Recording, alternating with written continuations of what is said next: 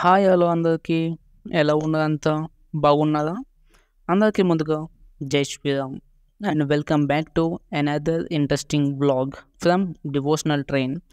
Early morning మన ఫ్రెండ్స్తో కలిసి బైక్ మీద హైవేలో చల్లని గాలిలో వెళ్తూ ఉంటే ఆ ఫీలింగ్ నెక్స్ట్ లెవెల్ కదా.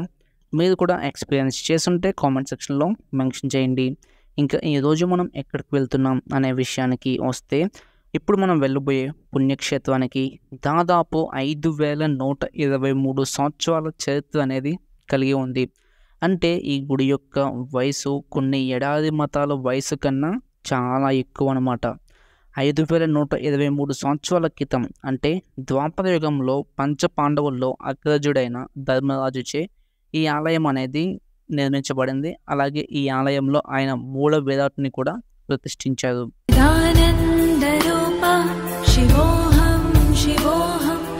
ఈ ఆలయం మన పంచక్షైవ క్షేత్రాల్లో ఒకటైన సంగమేశ్వరం. ఇక్కడ పరమేశ్వరుడు సంగమేశ్వరుడిగా భక్తులచే పూజలు అందుకుంటూ భక్తుల్ని అనుగ్రహిస్తూ అయితే ఉన్నారు.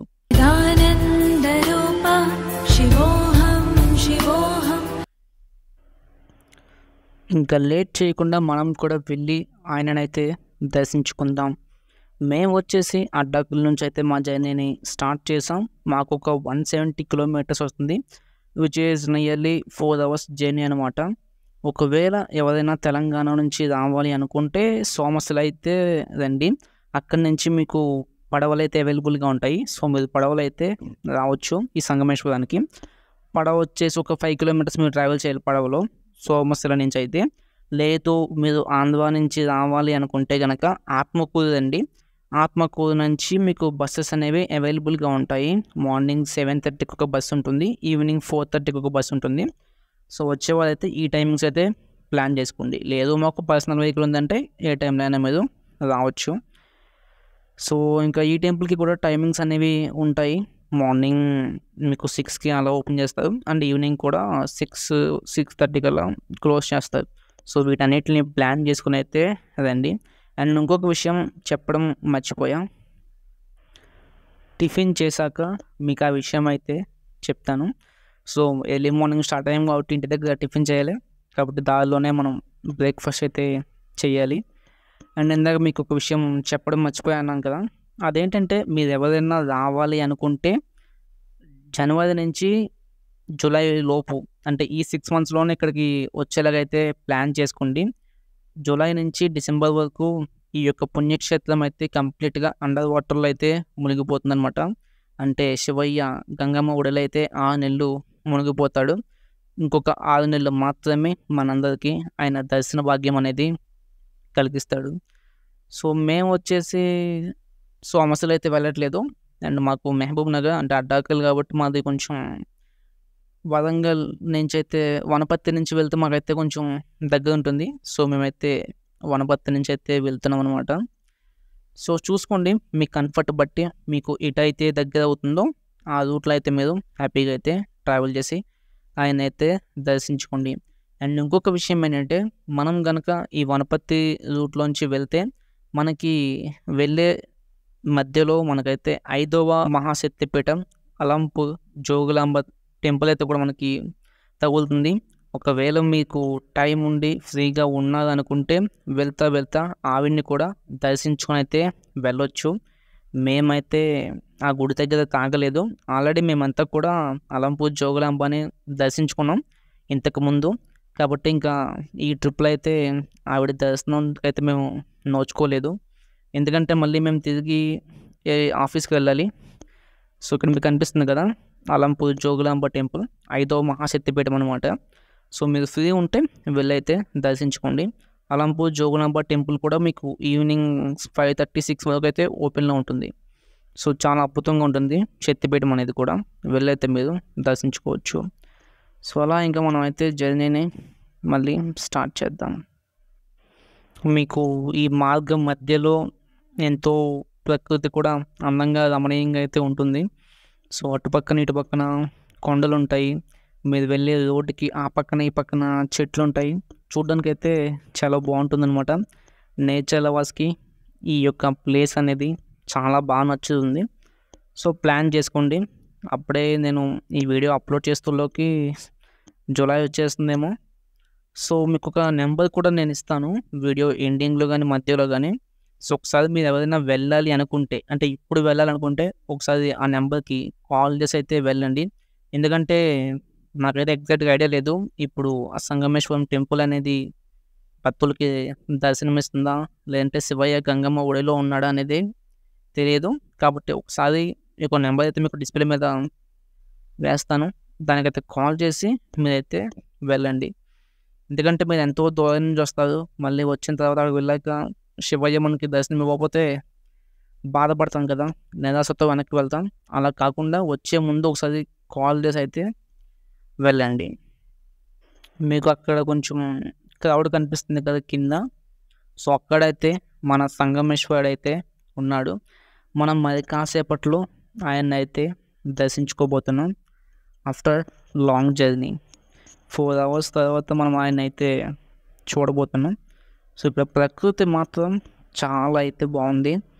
నేచర్ అంటే ఇష్టం ఉన్న వాళ్ళు ఎవరినైనా సరే ఈ ప్రకృతి అందాలైతే కట్టిపడేస్తాయి అన్నమాట. అందులో ఎలాంటి డౌట్ అనేది లేదు. మనం మరికొన్ని నిమిషాల్లో సంగమేశ్వరుని అయితే దర్శించుకోబోతున్నాం. గుడిని కూడా కొన్ని క్లిప్స్ అయితే తీసాను, బట్ అన్ఫార్చునేట్లీ అవైతే కనిపించట్లేదు డబ్బింగ్ ఇస్తున్న టైంకి. సో ఇఫ్ ఇన్ కేస్ ఆ క్లిప్స్ కూడా దొరికితే మీకైతే వీడియో ఇన్ బిట్వీన్ అయితే యాడ్ చేస్తాం. ఇప్పుడు మీకు ఒక లేయర్ కనిపిస్తుంది కదా, కొండకి ఒక గీత గీసినట్టయితే కనిపిస్తుంది కదా, అక్కడి వరకు కూడా వాటర్ అనేవి వస్తాయి. ఇప్పుడు మీరు చూస్తుంది వచ్చేసి సంగమేశ్వర మహాక్షేత్రం అనమాట. ఇక్కడ మీకు ఒక లైన్ కనిపిస్తుంది కదా, ఏదో కొండకి గీత గీసినట్టు. సో అక్కడి వరకు కూడా వాటర్ అనేవి వస్తాయి. ఈ ఆలయం అనేది కంప్లీట్గా అయితే నీటిలో మునిగిపోతుంది. మనం సంగమేశ్వరుడి కన్నా ముందు 12 జ్యోతిర్లింగాలు అయితే దర్శించుకుందాము. ఆ తర్వాత మన సంగమేశ్వరుని తీరిగ్గా ఎంతసేపు అయినా సరే దర్శించుకుందాం. ఇప్పుడైతే మనం సంగమేశ్వరం నుంచి సోమశిలకి అయితే బయలుదేరామన్నమాట. మీ కింద చెప్పాను కదా, ఎవరైనా తెలంగాణ నుంచి రావాలనుకుంటే సోమశిలకి అయితే రండి, అక్కడి నుంచి పడవలో ప్రయాణం చేసి సంగమేశ్వరంకి రావచ్చని. మేమేంటంటే సంగమేశ్వరంకి వెళ్ళి ఇక్కడి నుంచి సోమశిలకి అయితే వెళ్తున్నాం. మనకి సోమశిలలో 12 జ్యోతిర్లింగాలు కూడా ఉన్నాయి, మనం వాటిని కూడా దర్శించుకోవచ్చు. ఆ తర్వాత మనం వచ్చి మన సంగమేశ్వరుని అయితే దర్శించుకున్నాం. ఇక్కడ మీకైతే ఆ లైన్ అనేది క్లియర్గా కనిపిస్తుంది కదా, ఒక కొండకి లైన్ కింద ఉంది చూసారా, కొంతవరకు కూడా మీకైతే మట్టి కనిపిస్తుంది, ఆ పైన చెట్లు ఒకటి అయితే ఉన్నాయి. సో మీకు అక్కడ ఎంతవరకు అయితే లైన్ కనిపిస్తుందో ఆ లైన్ అంతవరకు కూడా ఈ వాటర్ అనేవి ఫుల్గా అయితే వస్తాయన్నమాట. సో చాలా ఎక్కువ వాటర్ అనేది ఉంటుంది.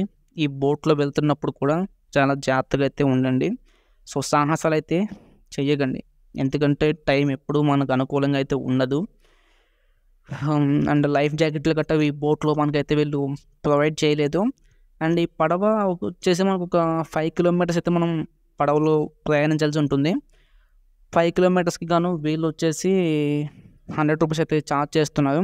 అంటే వెళ్ళడానికి 100 rupees, మళ్ళీ తిరిగి రావడానికి కూడా 100 rupees అనమాట. ఇక్కడ మీకు ఒక ప్లేస్ కనిపిస్తుంది కదా, చిన్న గుడి లాంటిది అయితే కనిపిస్తుంది ఇక్కడ మీకు.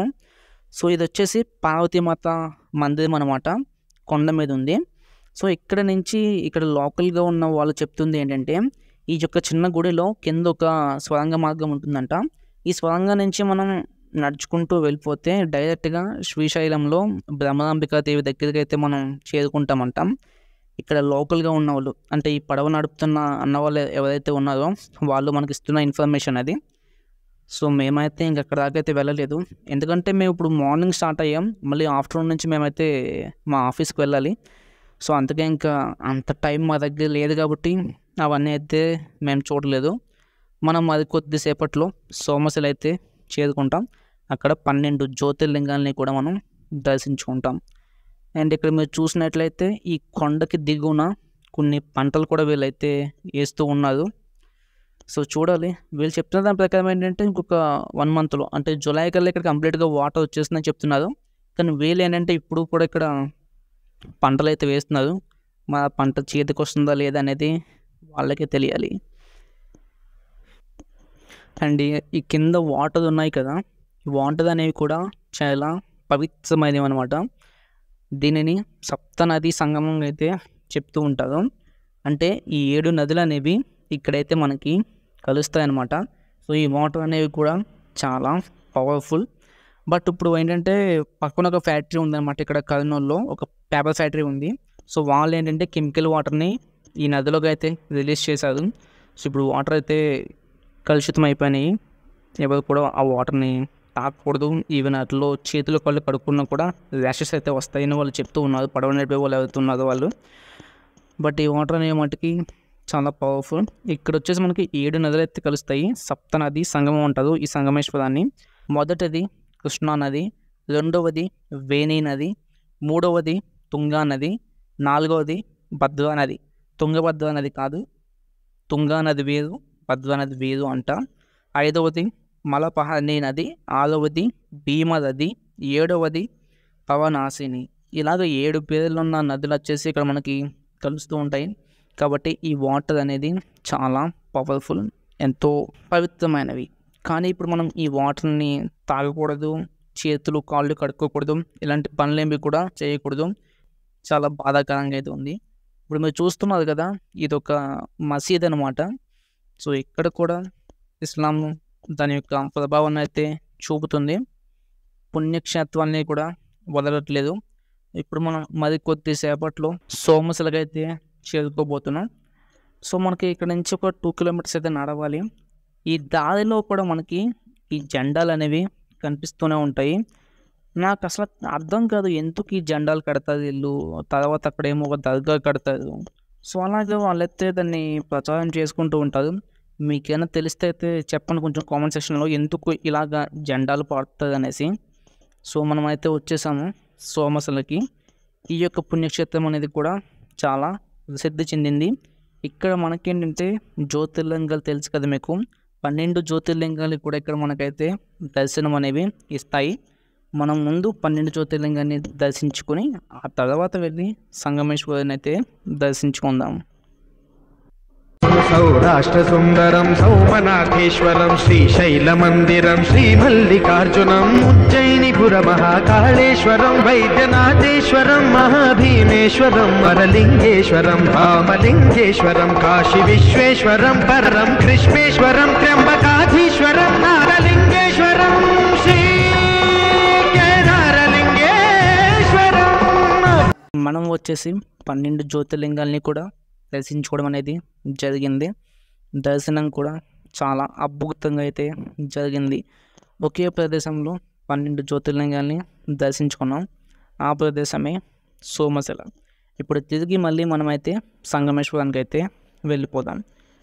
ఇక్కడ ఉన్న లోకల్ పీపుల్ని అయితే అడిగాను ఈ గుడి యొక్క చరిత్ర చెప్పమని. సో వాళ్ళు చెప్పిన దాని ప్రకారం ఏంటి అంటే, ద్వాపర యుగంలో కురుక్షేత్రం అయిపోయిన తర్వాత శ్రీకృష్ణుడి సలహా మేరకు ఒక 5 శివలింగాలను అయితే ప్రతిష్ఠించారు పంచపాండవులు. ఈ 5 శివలింగాలు కూడా భీముడు అయితే కాశీ నుంచి అయితే తెచ్చాడనమాట. 4 శివలింగాల్ని సక్సెస్ఫుల్గా అయితే ప్రతిష్ఠించారు పంచపాండవులు. కానీ 5వ శివలింగం అంటే ఈ సంగమేశ్వర యొక్క శివలింగాన్ని భీముడు కాశీ నుంచి తెచ్చే సమయానికి ముహూర్త సమయం అనేది దాటిపోతుంది. ముహూర్త సమయం దాటిపోయిన తర్వాత ప్రాణ ప్రతిష్ఠ చేయకూడదు కాబట్టి ధర్మరాజు అప్పటికప్పుడు ఒక వేప మొత్తుని లింగంగా అయితే ప్రతిష్ఠించదనమాట. కాబట్టి ఇక్కడ మనకు వచ్చేసి వేపలింగం అనేది దర్శనమిస్తూ ఉంటుంది. అన్ని గుడుల్లోనే ఉన్నట్టు స్టోన్ ఇక్కడ లింగం అనేది ఉండదన్నమాట. ఇక్కడ ఉన్న లింగం వచ్చేసి ఒక వేప మొద్దు. భీముడికి కోపం వస్తుంది అనమాట. అంటే నేను వచ్చేంతవరకు వెయిట్ చేయకుండా, నేను తెచ్చిన శివలింగాన్ని ప్రతిష్ఠించకుండా ఒక వేప మొద్దుని ఎలా ప్రతిష్ఠిస్తుందనేసి భీముడికి కోపం వస్తే భీముడు తెచ్చిన యొక్క లింగాన్ని కూడా ఈ సంగమేశ్వరునికి దగ్గరలోనే ప్రతిష్ఠిస్తాడు ధర్మరాజు. ఆ శివలింగాన్ని మనం చూడాలి అంటే ఈ వాటర్ అనేది ఇంకా తగ్గిపోవాలి. ఇంకా వాటర్ కిందకి వెళ్ళిపోతే మనం ఆ శివలింగాన్ని కూడా చూడొచ్చు. అది కూడా దీనికి దగ్గరలోనే అయితే ఉంది. ఇప్పుడు మనం మన సంగమేశ్వరుని అయితే దర్శించుకుందాము. గుడి అనేది చాలా ఖాళీగా ఉంది, చాలా ప్రశాంతంగా ఉంది ఇక్కడైతే. ఎందుకంటే ఎంతో పురాతనమైన టెంపుల్ కదా, ఒక రకమైన ఫ్రేగ్రెన్స్ అనేది వస్తూ ఉంది ఇక్కడ. ఎంతో అద్భుతంగా ఉంది గుడి అయితే. మటుకి 4 గంటలు జర్నీ చేసి వచ్చామంటే వర్త్ ఇది. ఇక్కడ మనం రావచ్చు. మనకి గుడిలో ముందుగా అయితే విఘ్నేశ్వరుడు అయితే దర్శనమిచ్చాడు. ఇప్పుడు మనం ఎప్పుడని అదో చూస్తున్న తరుణం అయితే వచ్చింది. మనం సంగమేశ్వరుని అయితే దర్శించుకున్నాం. నేనైతే మనస్ఫూర్తిగా దర్శించుకున్నాను ఆయన్ని. సో మీరు కూడా దర్శించుకుంటారని మాత్రమే వీడియో తీశాను. నాకు మూల వేదాంతని వీడియో తీయడం అనేది అంత నచ్చదు, కానీ మీరు కూడా దర్శించుకుంటారని ఒకే ఒక్క రీజన్ అయితే తీయడం జరిగింది. తప్పుగా అయితే అర్థం చేసుకోకండి. కాసేపు మీరైతే ఆయన్ని దర్శించుకోండి, సంగమేశ్వరుని. మీ కోరికలు ఏమున్నా కూడా ఆయన అయితే మనస్ఫూర్తిగా కోరుకోండి.